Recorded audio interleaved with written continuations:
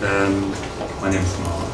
I'm an urban practitioner and teacher. I practice with math architecture art and I teach at the University of East London. And you are architecture students, or students of related disciplines mostly. And I think we've decided to study architecture in order to change the world, literally. Because architecture in some way that's what it is, right? It's to have an idea and to turn that into a thing that shapes our environment. And my belief is that in order to do good things that shape our environment in good ways, it's good to know about the places, and in order to know about the places you have to know about the people. And you have to know about the policies that shape the places, and you have to know about the politics that change the places. And which have a very amazing opportunity here to do just that. And that's an opportunity provided by Peabody, and they have kindly agreed not only to co-organize the competition, but also to give you an introduction into Thamesmead and their plans for Thamesmead. This is a thing that looks good in your CV, but much more importantly, it's a thing that provides a great learning experience. And you'll be able to have access to decision makers. There will be the local councillor from Greenwich will be on the jury. The Greater London Authority will be at the seminar and at the jury. And Peabody, obviously, it's a good organisation and an important player in London in the built environment. So Nathan Way is is a beautiful place, and it's not maybe traditionally so. It's not a picturesque place, but it has lots of hidden qualities, and close looking is pays off. So we met in front of the Plumstead Radical Club, and this is it. Underneath the Plumstead Radical Club is the Southern Outfall Sewer. And the Southern Outfall Sewer is a Victorian engineering masterpiece that takes the sewage from all of London upriver and into the river and allow people to breathe again and to not die of preventable diseases in the mid-19th century. And if you can you go to the next image? And there's just all these, if you look at the original drawings, they're just really beautiful and they look really curious and they're really carefully crafted. And this is what the Ridgeway looks like in section. There's a big tube with sewage from all of South London being pumped towards Crossness pumping station further down, and this is where we walked along. And there's also another tube, I think, down here and down here. Can you go one further? And this is it. And the kind of what I really enjoy about the Ridgeway is that it's this inverse catwalk in a way, where not you are on display, but the city's on display, and you walk along it, and you pass all these different, very different neighborhoods that constitute some loose urban bricolage. So you walk the prison, you pass the prison, you pass the Nathan Way where we're at, and some housing development, and then as you walk further, you get to the Southmere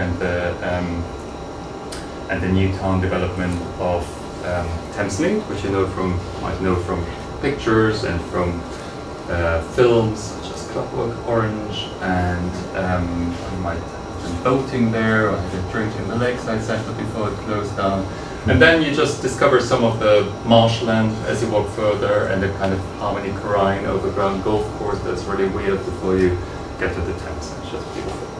And then next one. And then this marshland that crops up that has in itself this strange history of an artillery ground, and sometimes these strange shapes. You come across these strange shapes that are remnants of that area. Next one. And then, and there's some, on the Ridgeway also, there's some big crossness pumping stations, really nice, and I recommend you to just walk along it. It's just, we passed the stairs because I just wanted to do the walk again, but I've already done it a few times, it's nice. It's Finn Williams of the GLA just celebrated one of his birthdays just walking along the Ridgeway down. It's what us kids do, it's nice. And then, so get into it. And then there's also just right closely on Nathan Way. There's famous architecture. There's an early example of Surgeon Bates before they became interested. No, the one we go back one. So this is before when Surgeon Bates were still interested in the vernacular of suburbia and industrial estates. They just did this thing, and it's nice and provocative for architects to care about industrial spaces. But that, like 15 years ago, that was something new. And this is just a couple of buildings down the road. It's had a mint green makeover, so kind of well, yeah. What's your judgment? Next one, please. And then we just went into the dry cleaners, and I think that's amazing. I think it's really amazing to open these doors and see what's inside. And it's amazing to see where your dry cleaning gets taken. It's amazing to see where your elevator is made, for example. That's just down the road, and they do all the bespoke elevators for London Underground. They do bespoke elevators for the local authorities.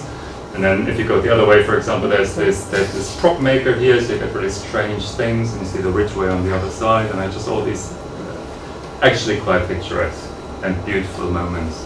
And it's, it just pays off to just have a look. If you go on further. So we've done some legwork for you. So we just had a look what's around, and it's a great variety of things. And industrial land is usually comprised of logistics, storage, lots of car-related stuff, warehouses, manufacturing, food production, recycling, traffic, different categories that you will also find here. But then there is, then as I said, you don't really recognize that variety unless you just engage with it a little bit, and then as you look further, and we're going to have one of the business owners here from Bremer and Mackay. She's just relocated. She was in Bermondsey, got priced out, and she is going to talk about all the social infrastructure that exists in a place like this. So there are just numerous interrelations between those businesses and barterings, and that's something that you just find again and again, and something that Christian from the Camley Street Trust will talk about again. Just just countering that perception that industrial estates are just kind of random and a random assortment of businesses, and when you look closely, just start to discover that kind of network.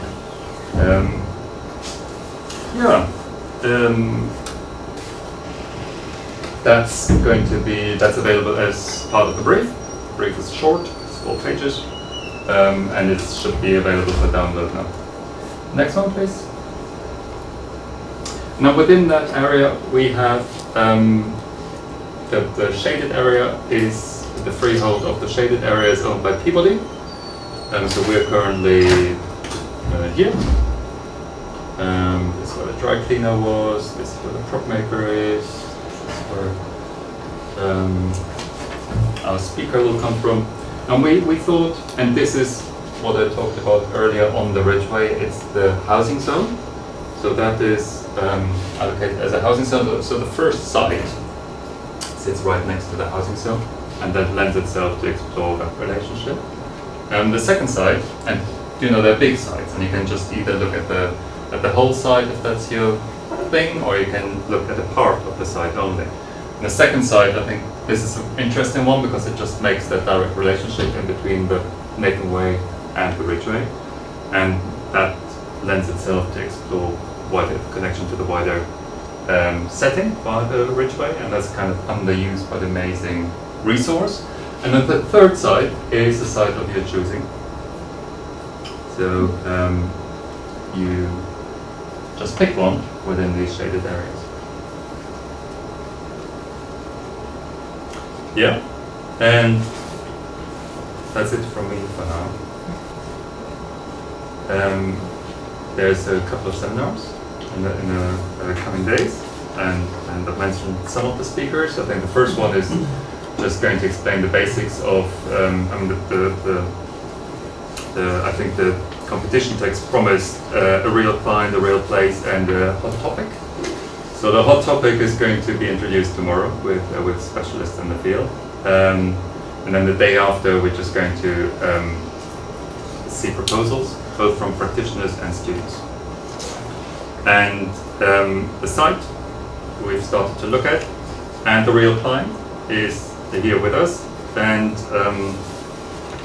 going to hand over to Lucy, who's also the person who co-organized the competition with me, and my colleague Desiree, who is the landscape manager. Is that correct? Peabody landscape manager. Is that your title?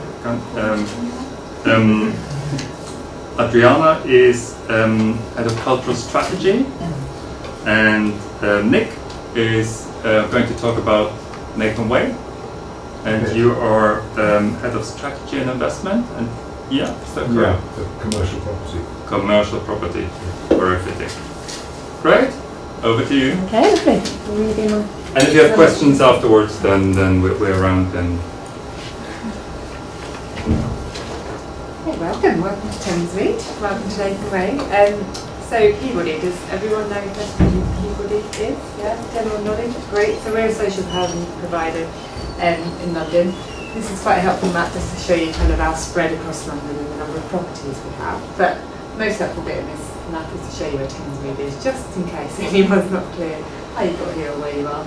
We straddle two boroughs, Greenwich and Bexley, at the north of both of those boroughs on the south bank of the Thames.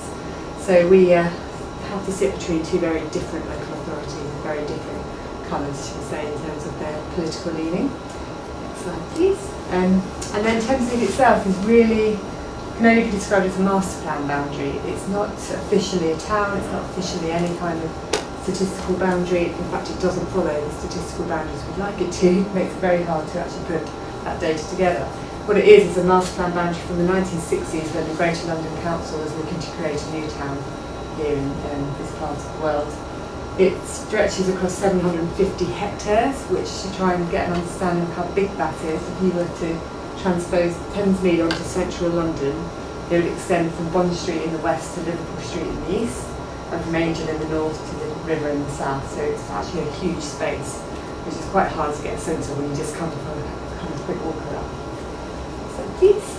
So as I mentioned, Thamesmead was an original master plan for the Greater London Council. They had a vision of a town for 60,000 people.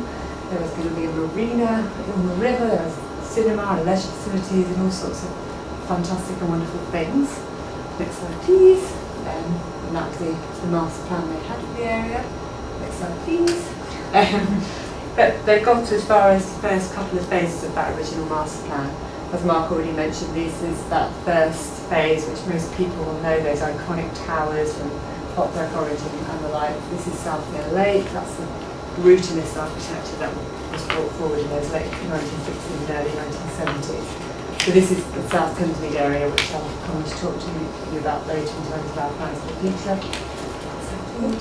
And since then we've had 4 decades of development in Thamesmead. We've had, this is that first phase of South Thamesmead, followed by what became Central Thamesmead, again following that brutalist architecture theme, but then we moved into things such as 1980s cul-de-sacs where bits of land were sold off to private developers and there was very little coherence between the different sites. So if you move around Thamesmead you see quite a range of different architectural styles and quite an interesting language between some of those spaces. Next slide please. And we've also got actually a fantastic, very mature landscape now. Most of it was created in those early phases. So Desiree will talk about some of the trials of that later in terms of how some of that's all aging at once. But it does mean that we've got very rich and mature landscape across Thamesmead, 150 hectares of green space. So and I'll let Desiree talk about all the other stats in a minute. carry on, please. And the best thing is we've still got a lot of potential to realise. So it's 750 hectares. You can see the big patches where there still isn't any development, there still isn't anything happening. So Peabody have got a mission to grow, look after and improve Thamesmead in the long term. We're now the major landholder for Thamesmead.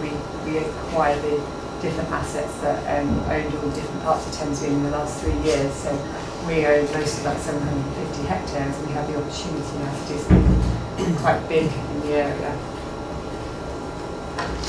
But it's more than just housing. We have a dedicated regen team, which is where most of us sit. We have a community investment arm, which is looking at socio-economic regeneration of the area. And we have the commercial arm, which Nick will give you a summary of later, which is about working our commercial assets to get the right income to plough back into some of these other services that we provide across Thamesmead. So that's translating into 5 priority themes for Peabody and Thamesmead over the next 10 years.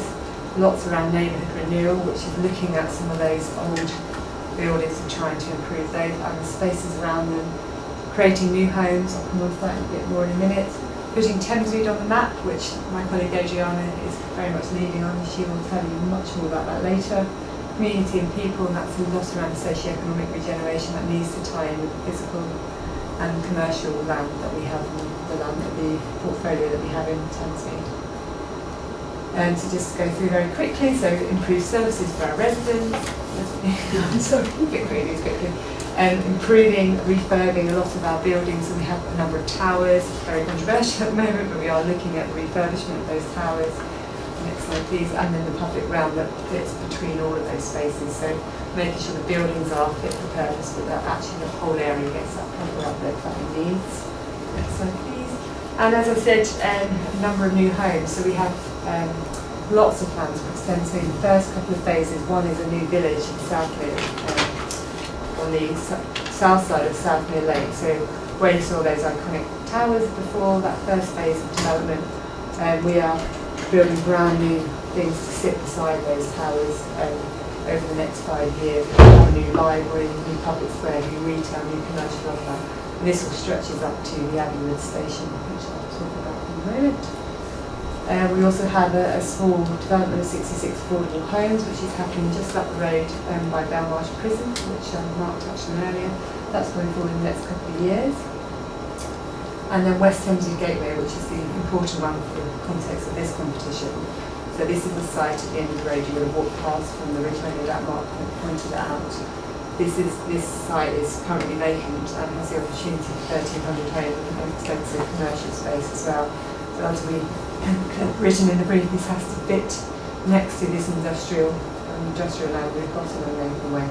We must work together. Next slide, please. And then, as I mentioned, town identity cultural programme that Adriana talked about. It's a huge programme of work that we're doing to get Thamesmead on the map and to really think about what Thamesmead is in terms of identity. Whether you work here, you're a business here, you're a resident here, you're a visitor to the area, you're a potential investor to the space. We really need to get that message consistent and right to all those different audiences. We are working with TfL and with our borough partners and others to try and bring better connectivity to Thamesmead. It's been Thamesmead's biggest problem for the last few decades, is that it's so poorly connected. I mean, you arrived in Plumstead today, but you're just on the western tip of Thamesmead, and it's a long way to get to the next train station, which is Abbeywood, right on the southern tip. So we're desperate to bring as many connections as we can to the area. So we have Crossrail arriving next year, which will serve Abbeywood and shorten those distances into central London incredibly. And then hopefully the DLR arriving within the next decade into our town centre area, which will then unlock a very large development area for us, creating an opportunity to develop 11,500 new homes. Just to give you context, we are around here, so it's really not that far in distance from where we are currently. And we'll be creating as part of that a new waterfront along the south bank of the Thames, which will have a very diverse cultural, retail and housing offer. So it's a very exciting opportunity for us. So just to finish, that's a summary of our 30-year plan for Thamesmead, up to 100,000 people. 35,000 homes, these are new homes, and 20,000 new jobs. So that's our ambition. We are literally about year one. So, right at the start of it with us, that's where we're heading. Did you want to do questions at the end or personally? Either way. Any burning questions? Any burning questions? So Desiree, my colleague, is going to now talk to you a little bit more about the public realm, which is obviously really important in terms of connectivity that we have with the Ridgeway here, which Mark deliberately brought you along. Okay.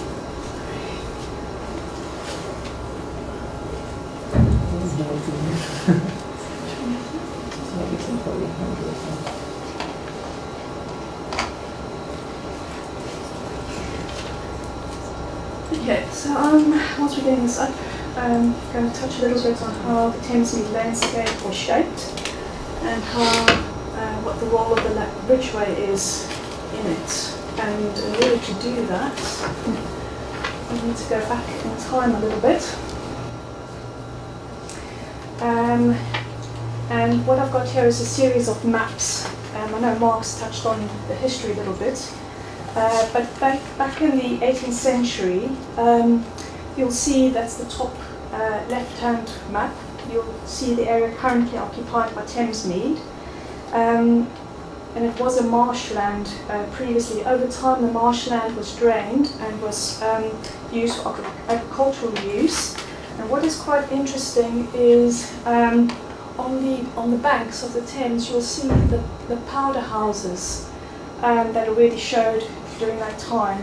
And this is quite a unique feature in the landscape because it shaped how it was used for arms testing even as far back as Henry VIII in 1565. And this expanded right into the 1800s when you can see the Woolwich Arsenal artillery range and the railway line connecting it, and then here this green line going up to Crossing's pumping station is the southern outfall line already on that map. I just want to stop there for a minute because at this time London grew to quite a significant size. It was, I think, the biggest in the world then. It had no network of drains to carry the effluent. All the streams and rivers that fed into the Thames were used as open sewers. The fishing fleet couldn't use the Thames because it was so filthy that the marine life couldn't sustain itself. Diseases spread rapidly, and there was the cholera outbreak, which killed about 32,000 people in the space of 3 months. And altogether, the Great Stink of 1865 occurred because the stink was so bad with the open sewers. They then asked Joseph Bazalgette, who's an engineer, to solve the problem, and he constructed two outfalls, which is the northern one and the southern one, which is more relevant to us, which basically took all the sewage from as far as Putney to Deptford and to Crossness, where the sewage was held in tanks and then pumped into the river at high tide, and with low tide was taken out to sea. At the bottom here you'll see the Beam Engines house. That is a Grade 1 industrial listed building featuring the Victorian cast iron work and this original pump engines that was used back in the 1800s, and today it's a new heritage attraction. Going back to our timeline, by the mid-1900s, which is the bottom left-hand corner, you'll see the tumps, these little round things in the landscape forming, and a lot of military buildings which shaped the landscape. This was the Woolwich Arsenal that was extended during the World War, and this is a picture And you can see how dominant those Thamps and the Ridgeway and Crossness played during that time.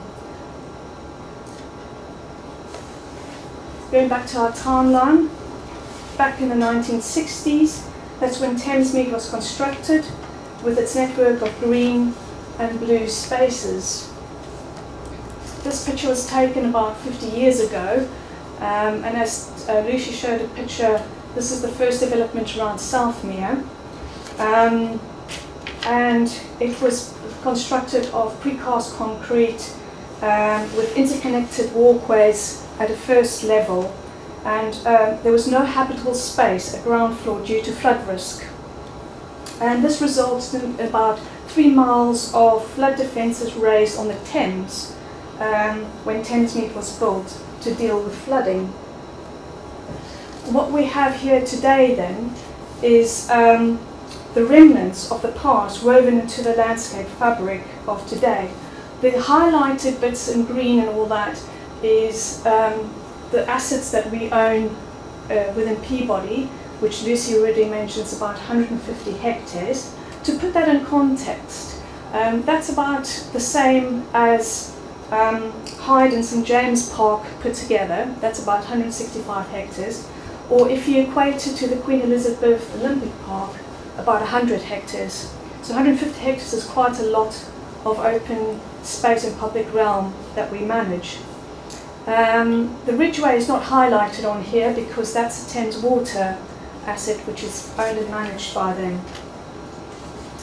Just to break down the green and blue infrastructure that we have, in terms of the blue infrastructure, we have about 7 kilometers of canals which connect 5 lakes. We have about 5 kilometers of river frontage, and the Thamps are connected into that whole system from the past. In terms of the green infrastructure, we have about 5 neighbourhood parks, quite large, and a myriad of greenways, pocket parks, accessible open space, 25 play areas, and multi-use games areas. In terms of biodiversity, we have quite a number of sites that are non-statutory designated sites. But you can see that with the Ridgeway running up here, there's quite a significant number of them which hugs the Ridgeway. So you've got Crossway Park coming down here, Birchmere Park, Birchmere Lake, all in close proximity to the site that you're looking at the moment. Also, in terms of numbers, we have a notable amount of little critters in this area. My favourite is the dragonfly, but I'm not going to go through all those numbers. That's a snapshot of what we have, and obviously with all the water that we have, quite a strong hold for water vole. However, if you walk around Thamesmead, you often hear that people get lost, so it's quite difficult to navigate your way around because of the way that it's been built. You come across a lot of dead ends, and places are hard to find because they are off the beaten track or hidden. The same goes for the quality of the lived experience of our green and blue spaces. Visually, they are disconnected, either because it's overgrown or not visible from any road network. So legibility and connections are key issues we are still grappling with. And I suppose, I don't know, you probably came out of Plumstead Station today and tried to find your way onto the Ridgeway. If you didn't sort of know how to get there, I suppose it was quite difficult to find your way onto the Ridgeway from there. What is key is how you make the Ridgeway more connected in to its surrounds and more legible, particularly when it stands about 6 meters above road level. And as you can see, the Ridgeway, and you experience that for yourself today, is a very strong linear green space which provides important linkage for species to move around and for people to walk and cycle along. In the past, previous studies like the MEF study, Master Plan, has highlighted the importance of this strategic green connection, and it sets out a number of strategies to improve the environment for example, through edible green spaces and improved connections. Also more recently, the Less Nest to Cross Nest Master Plan also focuses on improving connections from the Ridgeway, and this is from Abbey Ruins, which is down here, down Abbey Way, past Thamsmead and onto the Ridgeway and onto Cross Nest Pumping Station. And currently, some of these proposals are being implemented. So what we see here today is Greenwich has done their bits where they've invested about $500,000 to improve the Ridgeway and what it looked like before. And Bexley on the other side is also busy currently on site making those improved connections.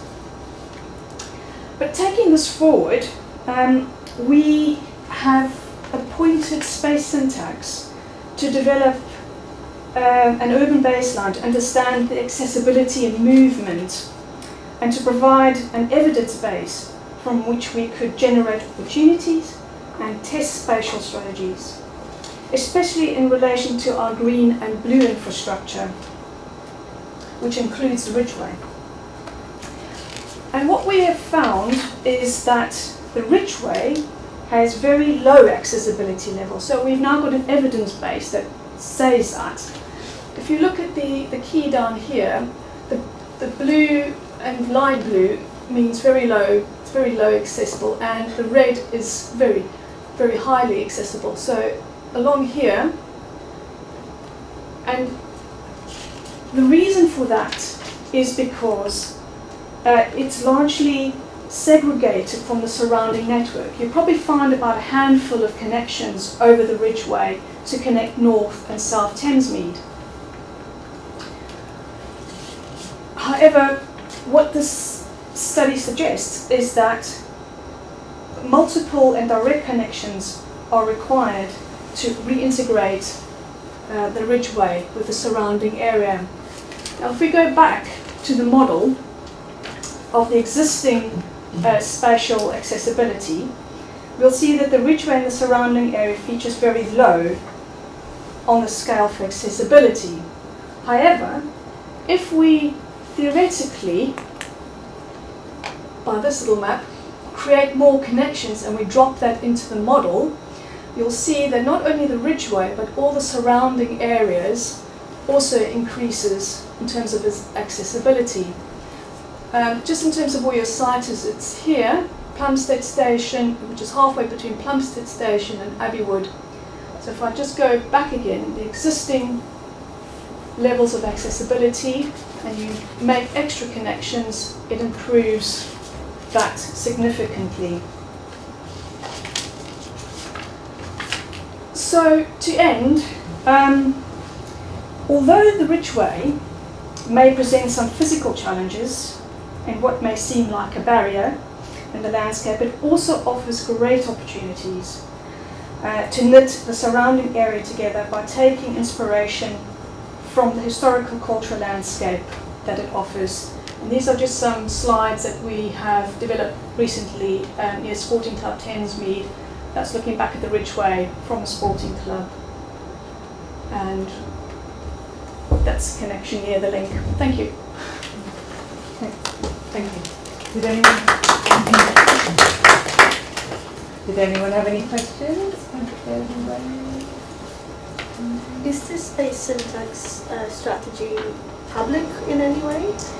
We've just got a draft. I'm sure we could share that if you're interested. I mean, well, it seems like they've done a lot of work that would be, if it's not secret. No, we definitely want to make sure people should know about it. Yes, we can share that with you. Thank you. Sorry, let's go through. Lucy, can you take some? Hi, well thank you. So I'm Adriana Marques. I should say I'm probably just a few few months into the role. It's probably my 5th month here, so just as you are exploring and getting to know Thamesmead, I'm not that far ahead of you. So what I thought might be interesting to just talk you through today is kind of where my thinking is at. And so what I'm going to go through quite briefly is just kind of like a draft cultural strategy for Thamesmead. I think, so I've come from 7 years on the Olympic Park. My background is in curating and public art. Very interesting to know that Mark is working with MUF. I've done some work with MUF in the past as well, and always kind of admired their synergy, or their collaboration between artists and architects. So that's kind of my background and where I'm coming from. And I think what's quite interesting, and actually is what's kind of evidenced in my role, working for a housing association, is that there is this real, I think, kind of resurgence of culture at the heart of quite a lot of our developments and our master planning, which obviously, for people like me is a very encouraging sign. So, so those are some of the things I'll kind of like touch on as I go through. So when I was preparing for my job interview a few months ago, I was already aware of this art project that had actually taken place in Crossness. So colleagues keep asking me whether it's a CGI, but it's not. It's a bit hard to see in this light, but it's this beautiful performance by an artist called Serena Corder called The Bricklayer's Dance. If you email Serena Corder, I think it's Korda, and The Bricklayer's Dance, and it's this really, quite abstract. It's quite an eerie piece, but it's this really beautiful film that was shot inside Crossness Pumping Station, and it was part of a Wellcome Trust commission that was all around dust and dirt, and obviously hence the link to Crossness. So this was kind of the starting point of how I wanted to approach culture in Thamesmead, is in that great things have happened here already. I'm not coming in and kind of starting from scratch, and actually the last thing I want to do is come and parachute culture in, because I just had this inkling that it exists in Thamesmead already, and that's actually what I'm starting to uncover. So we can go on to the next. So for me, kind of, I feel like I need to come in, and it's around setting a vision for what culture is, because this is a new area for Peabody. They've never had a head of culture before, and it's around, I think, starting to set this idea that people can get behind, and they understand why they're putting money into culture, when actually our prime function, our prime purpose is to build affordable housing. So I think for me it's around exceptional culture every day for everyone, and that feels quite broad, and I've kind of intentionally set it that way. I don't know how many of you kind of remember the celebrations that were done around the Olympics in London 2012. This is a piece by Semble called Folly for a Flyover that was done near the Olympic Park, and I think for me this embodies this real kind of like wow moment. It's underneath a flyover. I feel like we've got a million flyovers here. This is just a really exciting precedent that's kind of like stuck in my head of what exceptional culture could be every day for everyone. So these are kind of some words that I've just started to put together around, the values that I can see around culture. So thinking about that long-term 30-year plan on what Thamesmead might feel like by 2050 is, I feel culture's got to be about the living experience here. It's not just about bringing visitors in and out, although that will be a part of it, but it's like, what would make Thamesmead like the #1 place where if you are into culture or you are a practicing artist that you would want to come and live here. There's a great heritage of our self-starting communities, especially back in the 60s and the 70s, a lot of kind of documentation and text around how communities would, like for a long time actually, they wanted to manage the estate themselves. So I think it's kind of going back to that and harnessing some of that entrepreneurialism. And then building that culture into every day. I think it's thinking about where artists see your neighbours, where world-class art is actually made here daily. And how we can think about production centres and our landscape as places to make culture. And it's really great that you've already made connections with Rima and McRae. She was kind of like, this gem that I uncovered, and I was actually going to offer to link you up with them. So great that that connection's been made already. They just made some beautiful things. And when I asked our executive director what he wanted from culture and what he wanted from my role, these two things kind of like really stuck with me, is that, you know, residents in Thamesmead will be proud that culture like this happens on their doorstep, and their visitors or people from, you know, wider London will be like, oh wow, that stuff's going on in Thamesmead. So it's about both the internal and the external perception. And Peabody, as a charitable trust, effectively, which is what we are in developing social housing.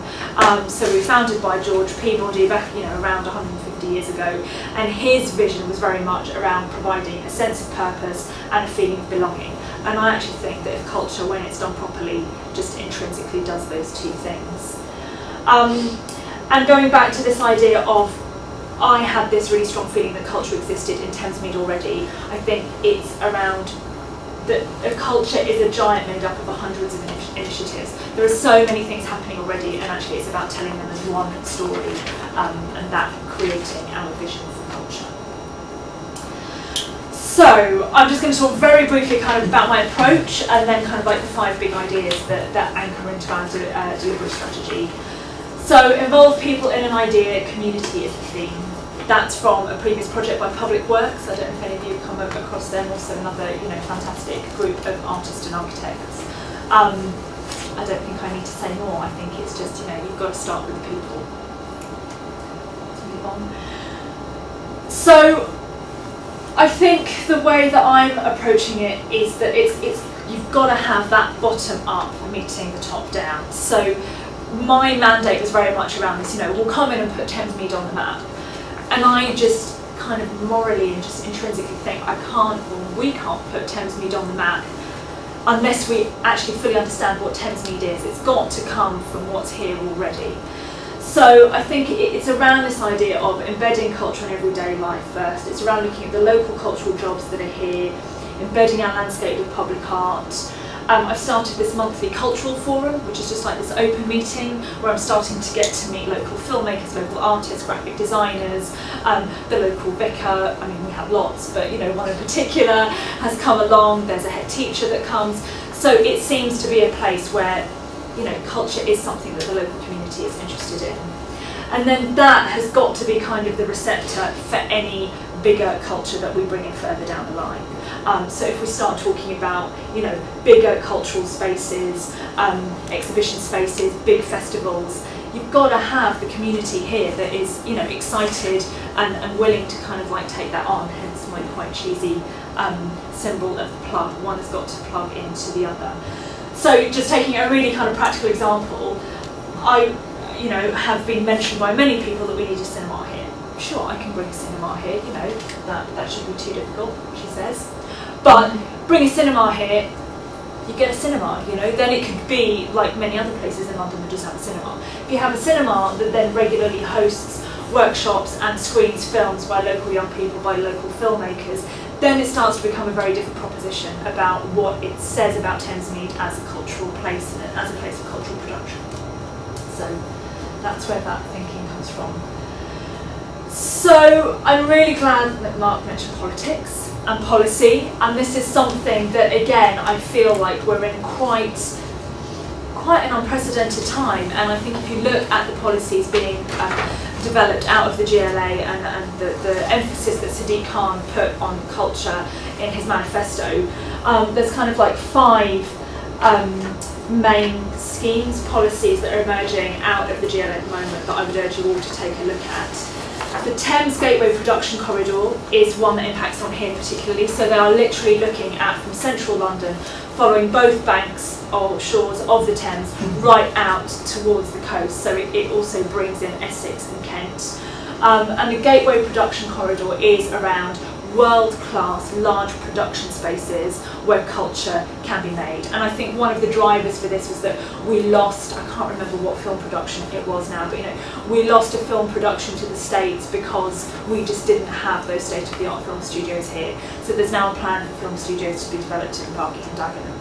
So I think it's, what are those opportunities? And I think especially looking at large-scale production spaces that you have here on Nathan Way, how can we plug in Thamesway Production Corridor? I'm actually looking for ideas, and so, you know, anything that comes out of your competition will actually be really helpful to me. Creative enterprise zones is around that clustering of creative workspaces and different kind of like tax breaks that can come out of that. Nighttime economy, again, how do you generate visitors? How does that then create a profile for a place and a destination? Cultural infrastructure plan, I think, is starting to think about cultural spaces as we think about water pipes and roads and railways. So Lucy started to talk about our connectivity and our transport plans, but we need to start thinking about our cultural infrastructure plans. So when we think about a cinema, you know, that's got to be fed into the master plan at an early stage. When you think about performance spaces, making spaces, again, it's really just about planning those spaces in further down the line and not it being like this last minute bum fight with developers saying, but we need this space. So it's about just future-proofing culture in capital. And London Borough of Culture is a competition that the GLA are about to launch, inviting all London boroughs to basically put a pitch in for this. Winning borough will win £1 million, which for culture can go quite a long way. So you can imagine from a Peabody perspective in Thamesmead, I need to be both in the Bexley bid and in the Greenwich bid and be seen to be transparent and equal on both sides. So that would be an interesting time. But I think what's really interesting about that competition is it's really starting to get the local authorities working with each other and getting all of the different departments working together. But just kind of to make the case around culture, one of the fastest growing sectors, 1 in 6 jobs in the cultural industries. Cultural tourists are one of the top reasons that people visit London. You know, it's considered a world-class cultural capital. 73 billion a year spent in London. But culture is in a crisis, and that is that creative industries, due to price and rents, are just being squeezed out of the capital. So that's one of the things I really want to harness here in Thamesmead. So what am I actually going to do? What are we going to do? So as Lucy mentioned earlier, we have 5 priority themes, which we've talked about already: neighbourhood renewal, master planning, putting Thamesmead on the map, working with communities, and commercial. And you know, culture can be very easy to just kind of say, oh well, it's nice to have. Oh, well, you know what, we'll do that later once we've done this really important bit. And I think what I've tried to do is actually make the case that culture is integral to everything that we're doing. So I'm just proposing kind of I'm calling them big ideas. I think it's just one integral idea per theme to really show that culture needs to run through all of our work. So that's what I'm going to go through now, fairly briefly. So if we move on. So culture puts Thamesmead on the map, and I've actually kind of started with this one first because I think if we can get this right, then the other stuff kind of flows from it. So we are working on a festival this year, and more importantly, it's Thamesmead's 50th anniversary next year. So the first residents moved into Thamesmead in July 1968. And we're already working with world-class partners like Greenwich and Docklands Festival, Totally Thames. And one of the things that I'm going to do for the festival this year is to publish a cultural guide to Thamesmead. Is this idea that we need to change, going back to you need to create the identity of Thamesmead from what's here. It's let's just tell the world, well, you know, there's this stuff going on in Thamesmead already, and it's actually about how we start to promote that and use that to re-energise Thamesmead's identity rather than recreate Thamesmead's identity. And then that will then lead into the 50th anniversary. Thamesmead will already start to be better known, and from that we could then start looking at this, you know, a yearly flagship festival that can take, you know, can kind of harness all of our water spaces and some of the empty buildings that we may have in the interim.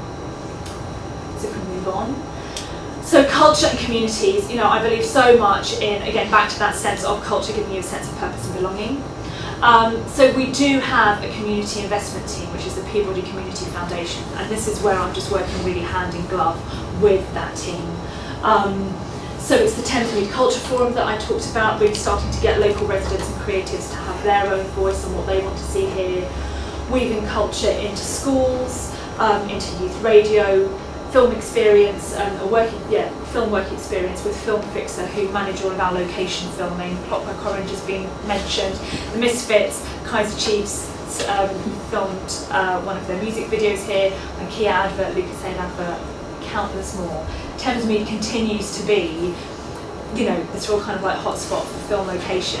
But for me, the takeaway from that is, well, how can our communities benefit? How can we ring fence that money for communities to invest in themselves? How can we get work experience? How can we get that community engagement? So that's some of the things I'm doing around that. Culture and neighbourhoods. You know, this is a piece by Yinka Shonibare that was done in partnership with the South London Gallery. Potentially a little bit controversial now, or potentially just what we need right now. Could be one or the other.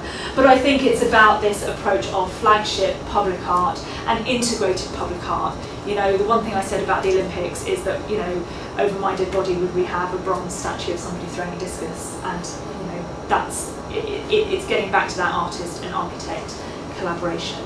So there's lots of things that we can do around that we're just working through. So artists and new homes contributing locally. So we've just entered into a 30-year partnership with Bow Arts, who've taken on the Lakeside Centre that was in one of the early diagrams that Mark showed.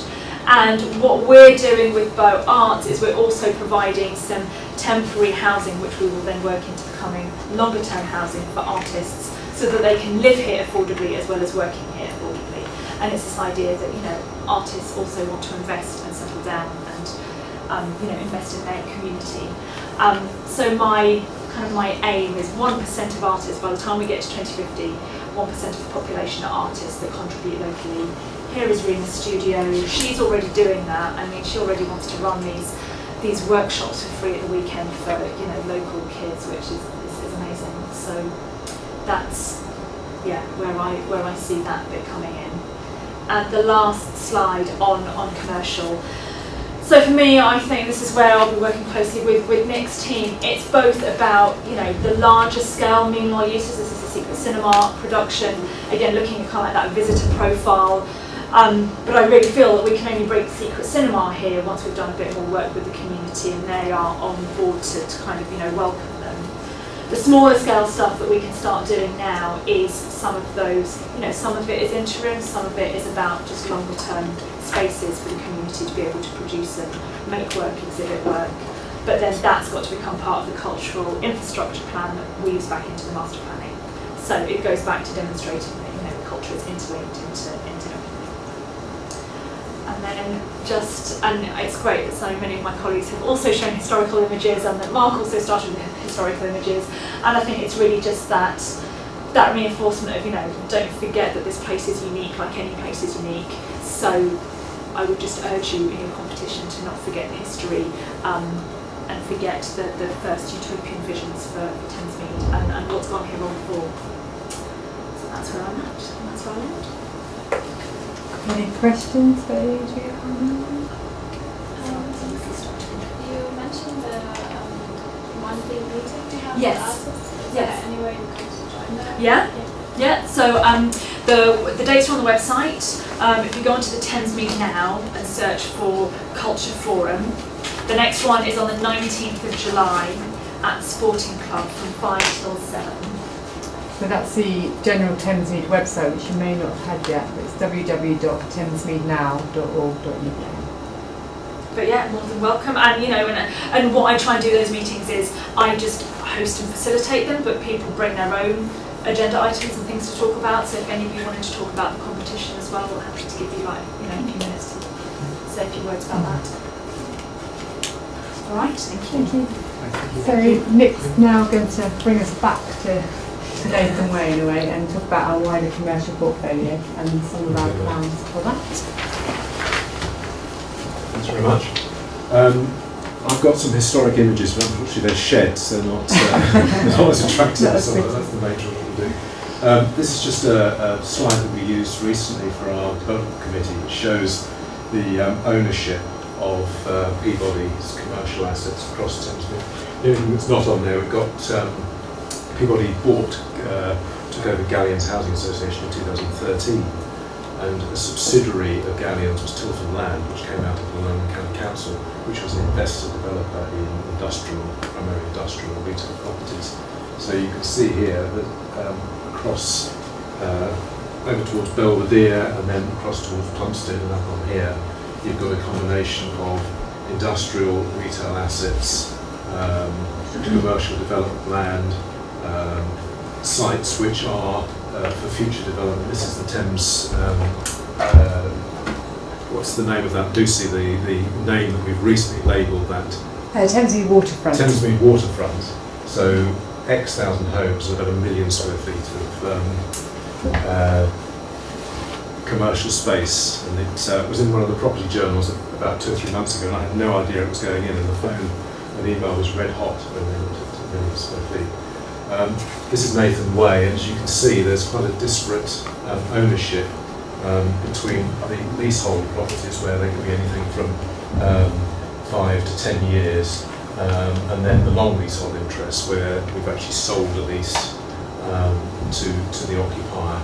And our aim with Nathan Way is, as and when we can buy out these interests, we will, to consolidate our ownership. So whether it's long leases that have been granted by Peabody in the past, Peabody's predecessors, or any third parties, so that we can get as much ownership as we can and a larger development. There's in the purple, there's the development sites here. And over here as well, but I've got another slide which will show that better. We have about 300 buildings or units, about 400 tenants throughout Thamesmead, and it generates about £8.5 million a year of income, which is ploughed straight back into the wider Peabody business. So it'll do both the Thamesmead regeneration and all that sits underneath, and we interact with all parts of the regeneration. And part of our objective here is to regenerate the area, supporting the housing zones, but never losing sight of the fact that we've got neighbourhood, existing population, neighbourhood retail, local employers, small fabricators, small businesses, so we don't want to sort of just land like a spaceship and put a lot of large uses there. We want this real coexistence. So it's that regeneration, gentrification balance, which we've got to strike across everything that people does, particularly with commercial, and to open it up and attract new investment. What we want to do is people to live here, work here, visit here and spend here, because there's nothing out of normal hours for people to do apart from a couple of eateries up in the town centre. So probably dwelling a bit too long on that slide, but this just shows a little bit more about the ownership. That's the division between Greenwich and Bexley. The most current development, which will happen, will start on site early mid next year, is Southmere Village, and the first phase of that, and I'll show you a slide, is about 500 homes, about 20,000 square feet of commercial. This we talked about on the waterfront. There's Thamesmead Gateway over there, and then we've got a few smaller development sites and two particular areas of commercial development which I'll touch on. This is the colloquially called the town centre, and that will have to, when we've got DLR constructed in this area here, we're going to have to either move that or consolidate it within the wider development. And that's the retail park as part of the town centre. Again, just some more general images of the town centre, not helped by Morrison's having the freehold of their building right in the middle of it, so that's going to be a good discussion. Next one.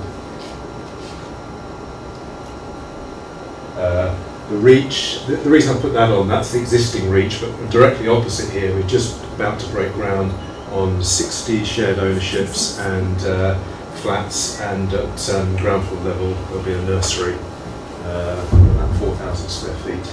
And again, commercial covers all sorts of things. It's industrial, it's retail, it's health, it's education, it may be key worker accommodation, and all sort of different facets of the regeneration programme, and a real focus on local employment.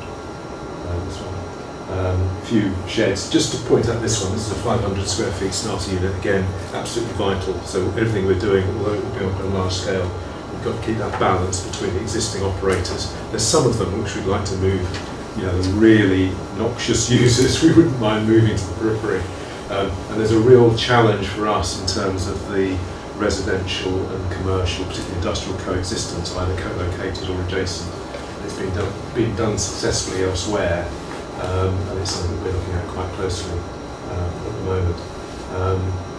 Two development sites. This is White Hart Triangle, which is just on the other side of Nathan Way, which we will be developing this area here. It's about 20 acres, and then Meridian Park, which is over towards Belvedere, which is over here, Belvedere Erith, and that's about 40 acres. This is built, and this is all CGI superimposed, and that is just grassland at the moment, and we're looking at our planning options there at the moment, and looking at Bexley's wider ambitions as part of their local plan for what we're going to be doing in that area. It may be housing.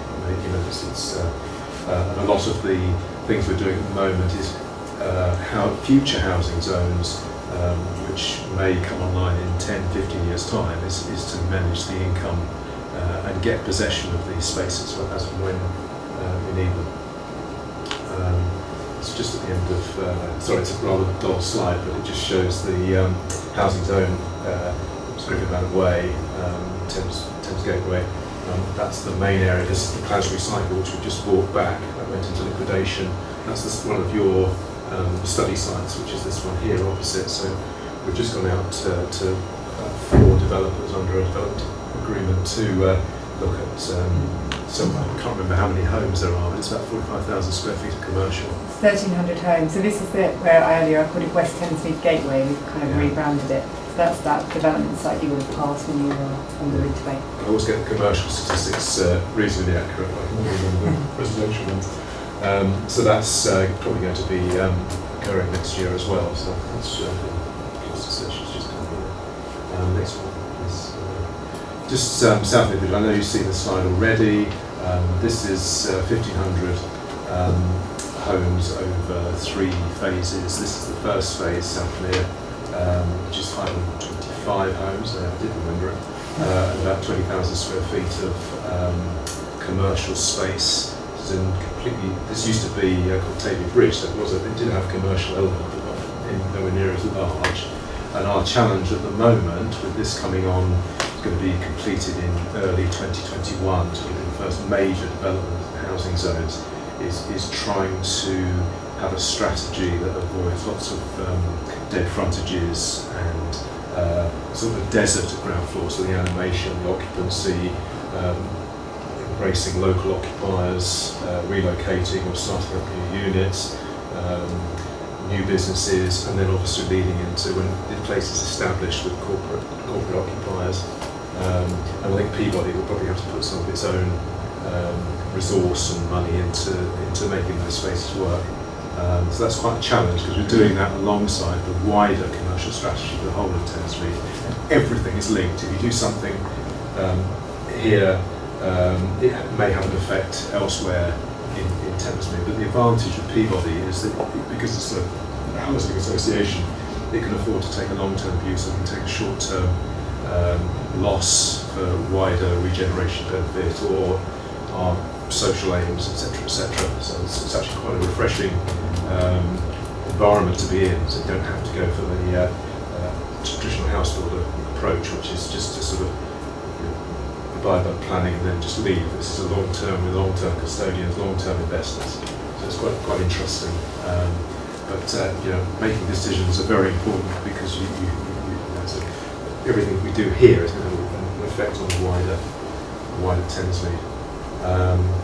Just to touch on this, I think Mark said that you could have gone for a drink there. I wouldn't have recommended it. This is the Lakeside Centre, which we took back about 9 months ago, something like that. It's a year ago.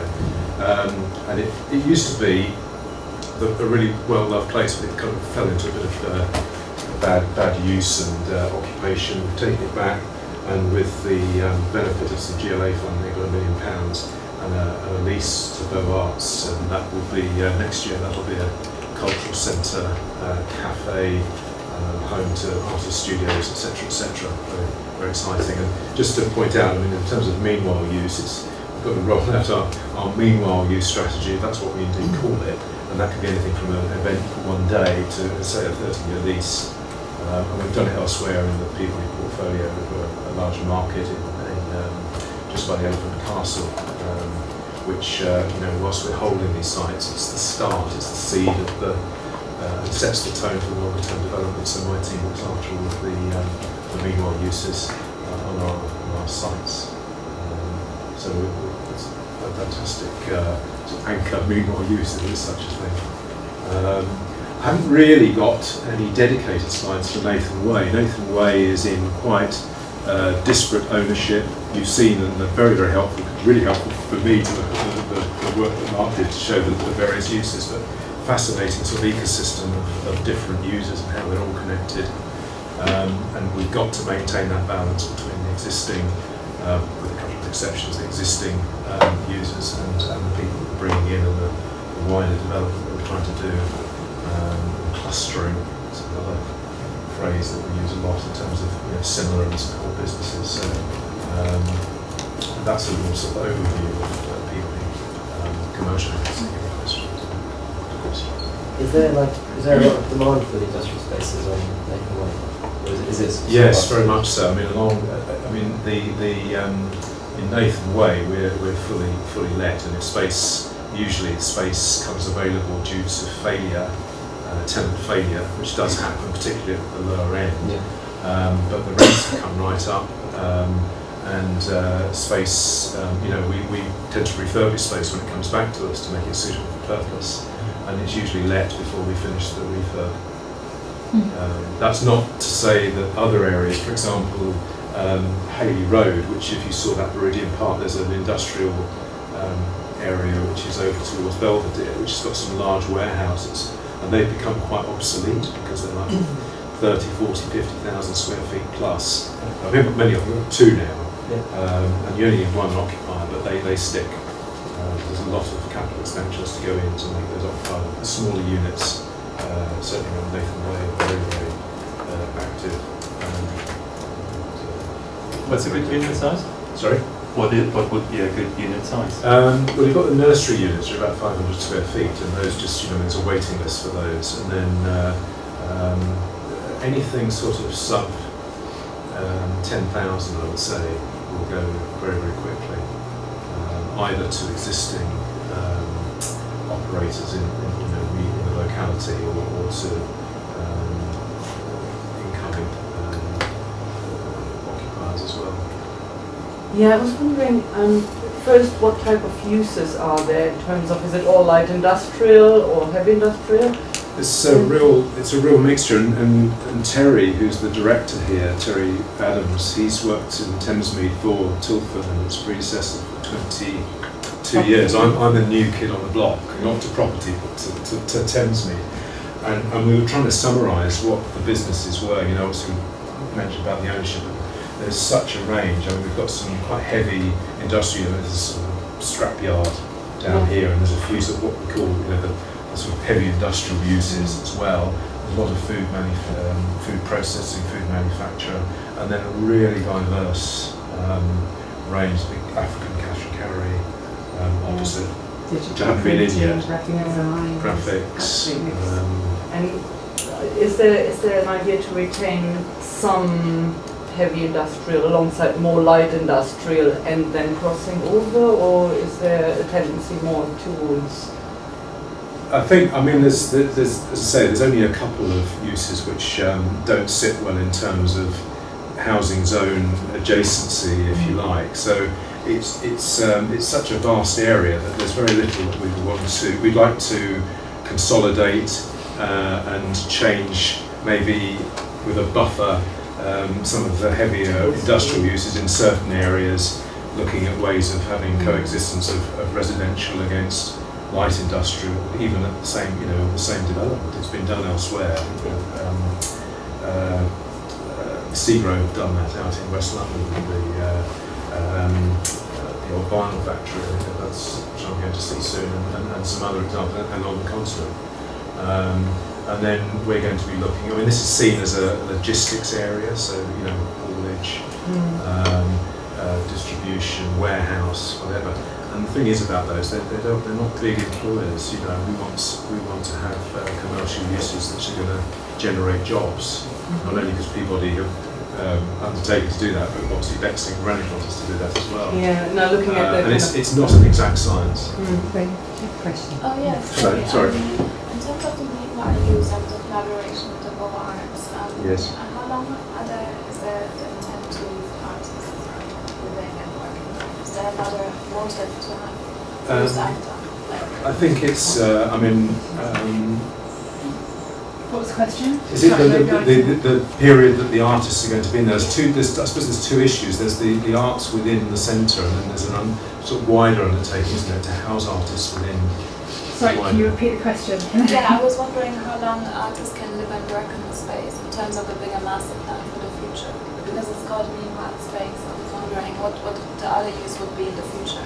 If it's going to become housing or... No, that's a good question. I don't think for the Lakeside Centre specifically, there are no other uses planned for that afterwards. I would love if that works, for that to be there for a longer term use. As I was talking about, we're trying to pair up the creative workspaces with creative living or living spaces for the creative sector. So that's something that we're looking to plan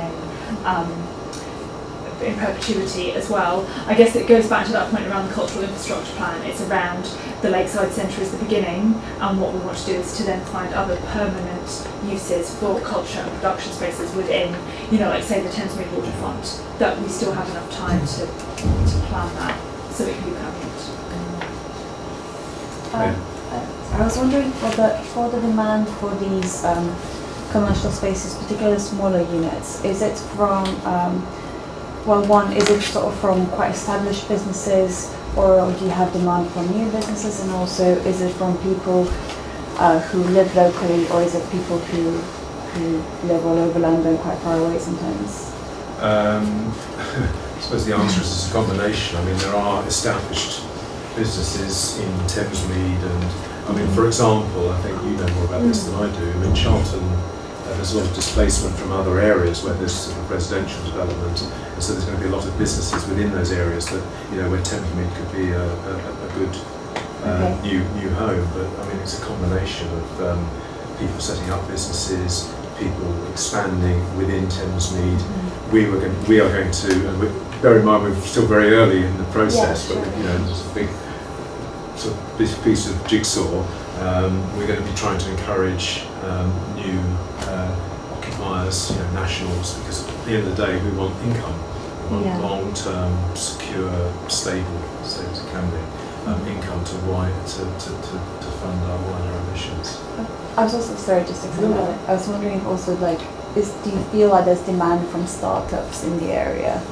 Like people who do live locally, or do you feel like that's... Very much so, and I think, again, that feeds into both sort of meanwhile and affordable work. So it's a big strand of the commercial strategy, which I'm responsible for, is looking at whether Peabody provides workspace, affordable workspace. What is it?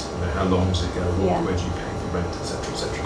Very much so. And our community investment team runs enterprise support, and we've had 50 odd startups join that enterprise course, so we know those are residents of Thamesmead, they're people living in Thamesmead, looking for local affordable space. They're running enterprises from their lounges or their bedrooms at the moment, so we're trying to find ways of breaking them out of their homes and creating those spaces where they can coexist with other businesses as well. One of the things that I'm under good pressure to do at the moment is get a sort of map all of the buildings and areas where we can facilitate this. There's the cultural side and there's the mineral side as well. There's, for example, here you've got the new Sainsbury's, which opened about July last year. That's right. And next up we've got this cross-quarter site, and part of that we're looking at using for on a minimal basis, which could be up to sort of 10 years for startups, etc. To be decided. Yeah, I was wondering what the kind of length of, I guess it's a combination as well for the leases that you're then giving out for those business spaces, so what kind of terms, different terms do you mean the businesses can look at? Do you mean generally? Or yeah, I guess because the startups usually have shorter leases. Yeah, I mean, for it's more example, fluent, while the more it's established a businesses good question. I mean, ones. I mean, leases generally in the property market come from 25 years right down. So you're dealing with 5-year leases with a break at 3, or 10-year leases with a break at 5 for slightly bigger space. For the nursery units, they could be, rolling break after a year, and there's a bit of failure rate. There's quite a lot of churn. So quite flexible basis, because some of these businesses, they do fail, and you don't want to find you've granted a long lease and then you've got to deal with a liquidator or whatever. You just want to be able to pull it basically and to get a new occupier in.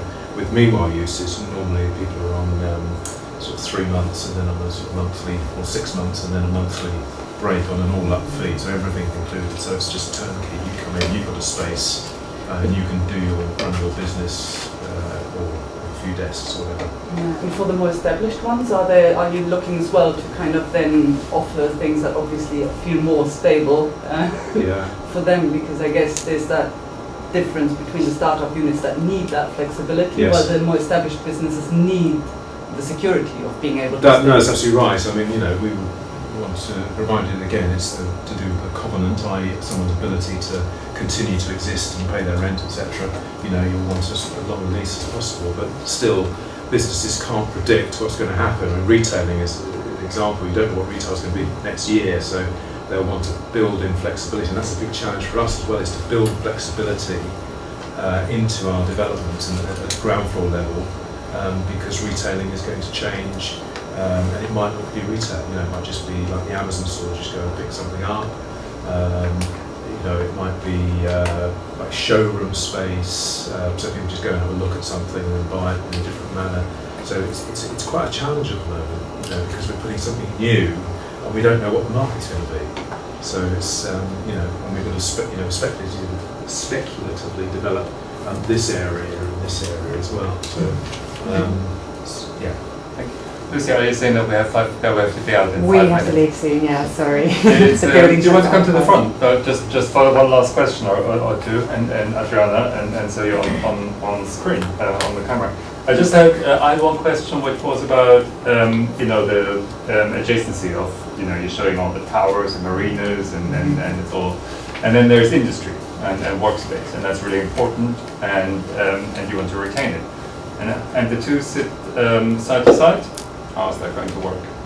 Very good question. I think up to this point it hasn't been an issue. That the industrial spaces have been very separate from the housing and the wider development of Thamesmead. As Thamesmead expands and we start to fill in the spaces that haven't been touched before, that's something we really have to get to grips with and think about. Is it the public realm that provides that buffer? Are there, as Nick said, ways of bringing light industrial to create a buffer between housing and the kind of more harder industrial uses, or things like productive housing, places where we can integrate the two so that we start to get a nice kind of transition from some of the harder industrial uses to those very residential spaces. Because we want to be able to accommodate all, as Nick's been saying, we do want those employment uses here, we do want to secure that industrial land. We know that we're a great location for industrial land. The networks and connectivity of Thamesmead means that we'll continue to be a place in demand for that space. We don't want to lose it, but it's just like you say, the right urban design and the right land uses being considered. And kind of continuity and experience of ground floor, I guess, as well, no? And the kind of like how do you get active frontages now? And I guess Camley Street Community Land Trust is an interesting model of mixed use, where you have actually not one story of industrial space and productive space, but 2 and 3 layers with housing above and combining that. I think that's really interesting. We're going to hear more about that on Wednesday. Adriana, I just have a last question. I was just wondering if you had already the chance to get the locals in the same room and speak with them about this. This competition? Not a competition, like this old plan of what's going to happen in the next 30 years. Yeah, Thamesmead is a huge place. So we brought people together in many different ways and many different forums over the last 3 years. And Peabody's been out on the road and gone into all the different community locations and spoke to people. So we started by going and listening to what people wanted, what people were expecting. and now we've had to go back and consult on specific plans. So where we've got real plans coming forward, we are obviously consulting specifically on those plans. Where we're more speculative, it's more of a hit listening and reporting back. So it's a huge project over a really long time, involving a lot of people. So we have to be careful that we're not doing consultation fatigue and going out speaking to people about things that are going to happen 20 years away. So we have to balance that engagement as well, so we're not boring people managing everything. Okay, one last question. There's a Desiree has disappeared, I think. Sorry, Desiree, to go on. Yeah. So if you did, I was going to say, sorry, time's come up to an end here. We're quite restricted in this building, but if you wanted to send questions through, I'm happy to collate them on our side and get answers for anybody that hasn't had a chance to today. Could you share your presentation material with us? That's what you wanted to do with that, did you want to? I've been asked by a couple of people to make these talks available in their group still. Most students have exams or can't be here.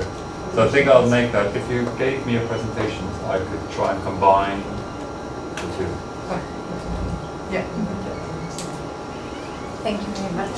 Thank you. Good luck with this. We are obviously very excited.